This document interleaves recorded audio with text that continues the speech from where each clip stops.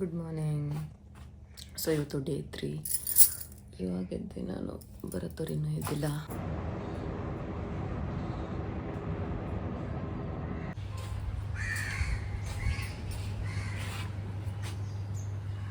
Actually ನಾನು slippers ಹಾಕ್ಕೊಂಡು ಹೊಂಟಿದ್ದೆ, but ಕೆಳಗೆ ಫುಲ್ ಹೋದ್ಮೇಲೆ ಮರಳು ನೋಡಿದ್ಮೇಲೆ ನನಗೆ ಯಾಕೋ ಹಾಗೆ ಬರೆಗಾಲಲ್ಲಿ ಹೋಗೋಣ, ಚಪ್ಪಲಿ ಬೇಡ ಅನ್ನಿಸ್ತು.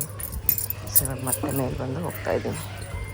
ಇಲ್ಲಿ ಯಾಕೋ ಇಷ್ಟೊಂದು ಡಾಗೀಸು ಬಾರ್ಕ್ ಮಾಡ್ತಾ ಇದ್ದಾವೆ ನನ್ನ ಎಂಟ್ರಿಗೆ. ನಾನು ಬೇರೆ ಒಬ್ಬಳೇ ಇದ್ದೀನಿ ನೋಡಿ. ನಮ್ಮ ಬರತ್ತವರು ನನ್ನ ರೆಸ್ಕ್ಯೂಗೆ ಮಲಗಿದ್ದಾರೆ. ರೆಸ್ಕ್ಯೂಗೆ ಬರ್ತಾರಾ ನೋಡೋಣ.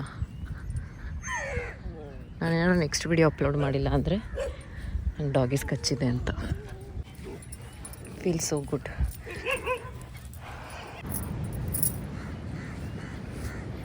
ಕುತ್ಕೊಂಡು ಎಣಿಸ್ಬೋದು ಇಲ್ಲಿ ಆ್ಯಕ್ಚುಲಿ ಎಷ್ಟು ಚೆನ್ನಾಗಿದ್ದಾರೆ ಏನು ಅಂತ, ಅಷ್ಟು ಫ್ರೀ ಆಗಿದೆ. ಆಮೇಲೆ ಮಾರ್ನಿಂಗ್ ಫಾರಿನರ್ಸ್ ಎಲ್ಲ ಇಲ್ಲಿ ರನ್ನಿಂಗ್ ಮಾಡೋಕ್ಕೆ, ಸ್ವಿಮ್ಮಿಂಗ್ ಮಾಡೋಕ್ಕೆ, ಎಕ್ಸಸೈಸ್ ಮಾಡೋಕ್ಕೆ ಬರ್ತಾ ಇದ್ದಾರೆ. ಅವರಷ್ಟು ಚಿಲ್ಲಿ ಯಾರೂ ಇರೋಲ್ಲಪ್ಪ.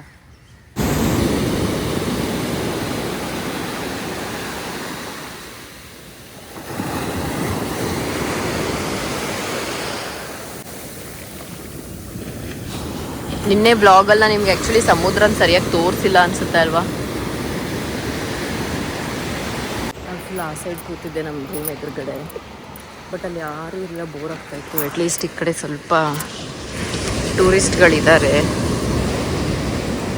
ಅದಕ್ಕೆ ಇವಾಗ ಈ ಕಡೆ ನಡ್ಕೊಂಡು ಹೋಗ್ತಾ ಇದ್ದೀನಿ. ನಿಮಿಷದಲ್ಲಿ ಬರ್ತೀನಿ ಅಂದ್ಬಿಟ್ಟು ನಾನು ಆಚೆ ಹೋಗಿ 1 hour ಆದರೂ ಇನ್ನೂ ಎದ್ದಿಲ್ಲ ಇವರು. ಬರುತ್ತಾ? ಎದ್ದೇಳು, ನನ್ನ ಸಬ್ಸ್ಕ್ರೈಬರ್ಸ್ಗೋಸ್ಕರನಾರ ಎದ್ದೇಳು ಪ್ಲೀಸ್. 5 ನಿಮಿಷ. ನಾನು ಹೋಗುವಾಗ 10 ನಿಮಿಷ ಅಂತ ಹೇಳಿದ್ರು. ಹೋಗಿದ್ದು ಬಂದು 1 hour ಆಯಿತು, ಇನ್ನೂ ಎದ್ದಿಲ್ಲ. ಏನು ಮಾಡೋಣ, ಇಂಥವ್ರನ್ನ ಕಟ್ಕೊಂಡು. ಸೊ ಇವಾಗ ಬರತ್ತವ್ರು ಎತ್ತಿದ್ದಾರೆ. ಏನು ಮಾಡ್ತಾಯಿದ್ದಾರೆ ಅಂದರೆ ಬ್ರಷ್ ಮಾಡ್ತಾಯಿದ್ದಾರೆ. ಅದ್ರ ಜೊತೆ ನಿನ್ನೆ ಬಟ್ಟೆ ನಾವು ನೀರಲ್ಲಿ ಆಡಿದ್ವಲ್ಲ, ಅದು ವೆಟ್ಟಾಗಿತ್ತು, ಅದನ್ನು ಸ್ವಲ್ಪ ಜಾಸ್ತಿ ಹಾಕ್ತಾಯಿದ್ದಾರೆ. ಸೊ ಬ್ರೇಕ್ಫಾಸ್ಟ್ ಮಾಡಕ್ಕೆ ಬಂದಿದ್ದೀವಿ. This place is called Yajurveda. ಸಖತ್ತಾಗಿದೆ ಆ್ಯಕ್ಚುಲಿ ಆ್ಯಂಬಿಯನ್ಸು. ಏನು ಆರ್ಡ್ರ್ ಮಾಡಿದ್ದು ನೀನು? ಸ್ಕ್ರಾಂಬಲ್ಡ್ ಎಗ್ಸ್, ಟೋಸ್ಟ್, ಇರು, ನಾನು ವಿಡಿಯೋ ಮಾಡ್ತಾ ಇದ್ದೀನಿ. So my breakfast has arrived. ನಾನು toast with fresh fruits order ಮಾಡಿದ್ದೀನಿ. ಭರತ್ತವರು ತಿಂದು ಖಾಲಿ ಮಾಡಿಬಿಟ್ಟಿದ್ದಾರೆ ಒಂದು ಎಕ್ಸ್ಪ್ರೆಸ್ಸು.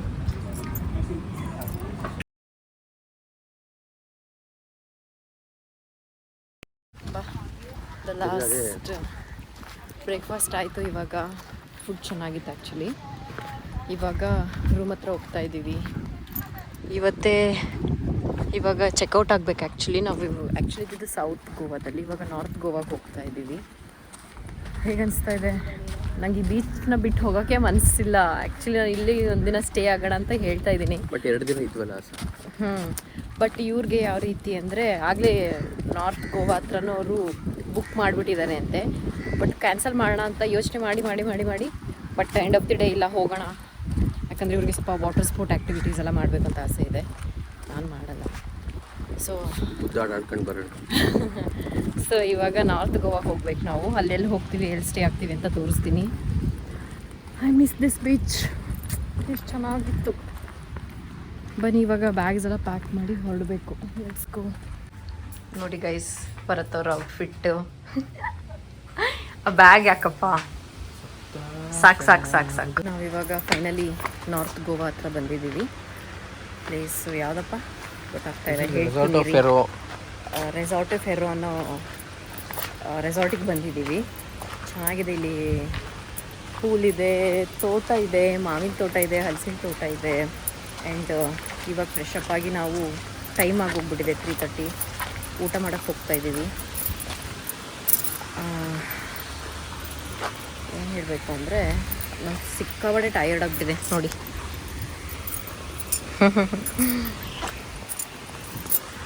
ಟ್ರಾವೆಲಿಂಗಲ್ಲಿ ನಾನು ಸಿಕ್ಕಾಪಟ್ಟೆ ಟಯರ್ಡ್ ಆಗಿಬಿಟ್ಟಿದ್ದೆ. ಸೊ ಬರ್ತಿದ್ದಂಗೆ ನಾವು ಫಸ್ಟು ಫ್ರೆಶ್ ಅಪ್ ಆಗಿ ಇವಾಗ ಊಟಕ್ಕೆ ಹೋಗ್ತಾ ಇದ್ದೀವಿ. ಬನ್ನಿ ಊಟ ಮಾಡೋಣ.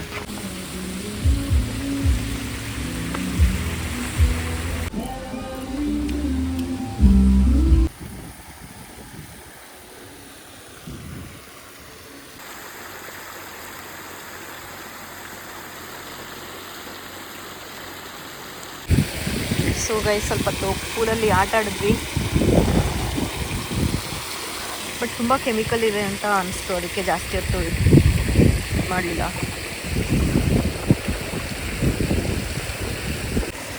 ಇವಾಗ ಬೀಚ್ ಸೈಡ್ ಹೋಗ್ಬೇಕು.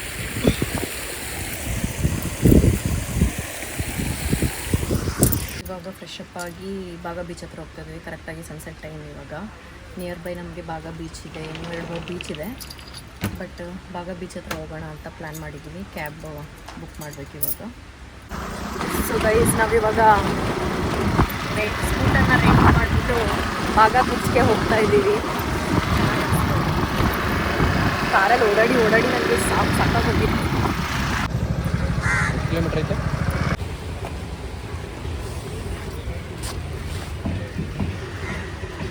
ಇವಾಗ ಬಾಗ ಬೀಚ್ಗೆ ಬಂದಿದ್ದೀವಿ, ರೀಚ್ ಆದ್ವಿ. 3 ಕಿಲೋಮೀಟರ್ಸ್ ಇತ್ತು ಆ್ಯಕ್ಚುಲಿ ನಮ್ಮ ರೂಮಿಂದ. ಹೋಗೋಣ ಬನ್ನಿ. ಇದು ಕ್ರೌಡೆಡ್ ಥರ, ಇಲ್ಲಿ ಗಿಜಿ ಗಿಜಿ ಗಿಜಿ ಗಿಜಿ ಗಿಜಿ ಗಿಜಿ ಆಗ್ತಾರೆ.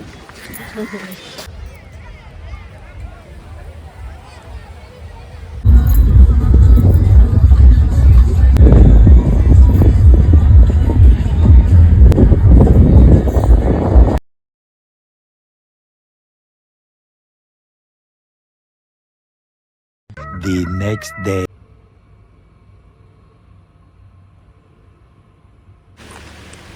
Morning breakfast, chole bhature, cut fruits, omelette. So guys ನಾವು ಇವಾಗ ಚೆಕ್ಔಟ್ ಮಾಡಿದ್ವಿ. ಆ್ಯಕ್ಚುಲಿ ನಮ್ಮ ಬಸ್ ಬಂದು 3 ಗಂಟೆಗಿದೆ. ಸೊ ಅದಕ್ಕೆ ನಾವು ಇಲ್ಲೇ 3 ಗಂಟೆವರೆಗೂ ಟೈಮ್ ಸ್ಪೆಂಡ್ ಮಾಡ್ತೀವಿ ರೆಸಾರ್ಟ್ ಒಳಗಡೆನೆ. ಕ್ಯಾಬು ಇಲ್ಲಿಂದನೇ ಅವ್ರಿಗೆ ಹೇಳಿದ್ದೀವಿ ಬುಕ್ ಮಾಡಿಕೊಂಡು. ಇಲ್ಲಿಂದ ನಮ್ಗೆ 1/2 an hour ಜರ್ನಿ ಇದೆ, ಮಪೂಸ ಅಂತ, ಅಲ್ಲಿ ಹೋಗಬೇಕು. ಇವಾಗ ನಾವು ಇಲ್ಲಿ ಕಲಂಗುಟೆ ಬೀಚ್ ಅಂತ ಇದೆ, ಅಲ್ಲಿಗೆ ಬಂದ್ವಿ. ರೂಮಿಂದ ನಮಗೆ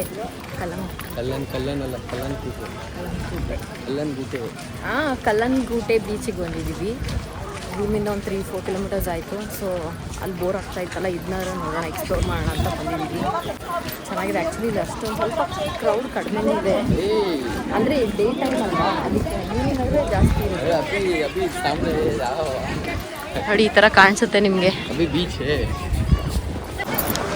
ಬರ್ತಿದ್ದಂಗೆ ನನಗೆ ಇಲ್ಲಿ ಬರತ್ತವ್ರು ಏನೋ ಮಾಡಿಸ್ತಾ ಇದ್ದಾರೆ, ಭಯ ಆಗ್ತಾ ಇದೆ ನನಗೆ. ಬರತ್ತಾ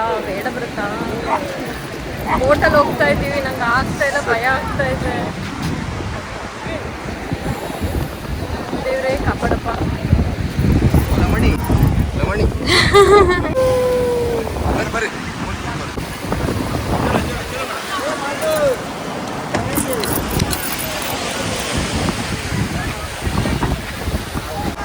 ಬರತ್ತಾ ಭಯ ಆಗ್ತಾ ಇದೆ ನಂಗೆ, ಸಿಕ್ಕಾಬಿಟ್ಟೆ ಭಯ ಆಗ್ತಿದೆ ನಂಗೆ. ನೀರಂದ್ರೇ ಭಯ. ನಾನು ಇದಕ್ಕೆ ಇವ್ರನ್ನ ಕರ್ಕೊಂಬಂದಿರಲಿಲ್ಲ ಯಾವ ಬೀಚ್. ನಿನ್ನೆ ಬಾಗ ಬೀಚ್ಗೆ ಹೋಗಿದ್ದಲ್ಲ, ಅಲ್ಲೂ ನಾನು ಅಷ್ಟೇ ಬೇಗ ಸಾಯಂಕಾಲ ಕರ್ಕೊಂಡು ಹೋಗಿದ್ದು ವಾಟರ್ ಸ್ಪೋರ್ಟ್ ಆ್ಯಕ್ಟಿವಿಟೀಸ್ ಮಾಡಬಾರ್ದು ಅಂತ. ಅಮ್ಮ ತಾಯಿ, ಇವ್ರಿಗಿರೋಷ್ಟು ಧೈರ್ಯನೂ ನನಗಿಲ್ವಲ್ಲಪ್ಪ.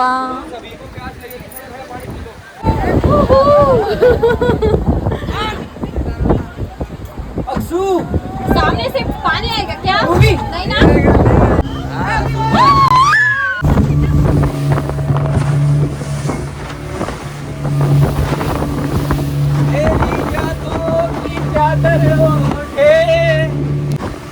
अल्लोडली बोर्डो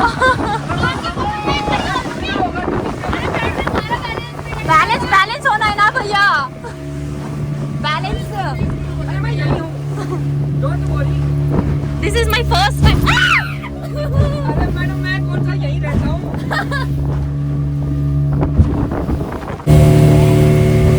ಸಾಕಾಗಿತ್ತು actually raid.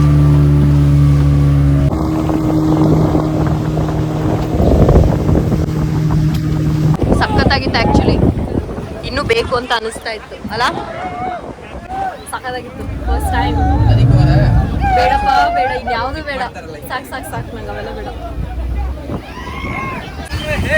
It was a nice ride.